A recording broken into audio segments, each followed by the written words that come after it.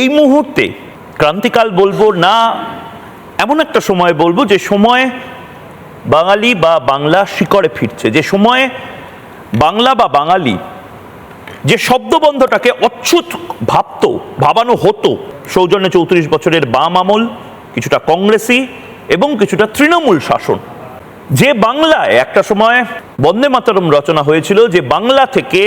অগ্নিযুগের বিপ্লবীরা এক হাতে পিস্তল, এক হাতে তলোয়ার আর এক হাতে গীতা নিয়ে মা কালীর শপথ করে ব্রিটিশ খেদাতে বেরোতো, সেই বাংলাতেই হঠাৎ করে আমরা দেখলাম যে আমাদের ঘরের ছেলে হয়ে গেল কার্ল মার্কস, আমাদের ঘরের ছেলে হয়ে গেল লেনিন, আমাদের ঘরের ছেলে খুব বেশি করে হয়ে গেল সান্টা ক্লজ। সান্টা ক্লজ রাজনৈতিক চরিত্র হতে পারে, ঐতিহাসিক চরিত্র হতে পারে, কিন্তু রাম এমন কিছু হতে পারে না। এরকম একটা সময় আজ এই সপ্তাহান্তটা খুব গুরুত্বপূর্ণ। আবারও বলছি, শনি এবং রবিবার বাংলা অভূতপূর্ব কিছু দৃশ্য দেখল। শনি এবং রবিবার বাংলার মানুষ এমন কিছু দৃশ্য রচনা করলো যেটা হয়তো আগামী 5 বছর, 10 বছর না 50 বছরের সামাজিক এবং রাজনৈতিক যে পথ,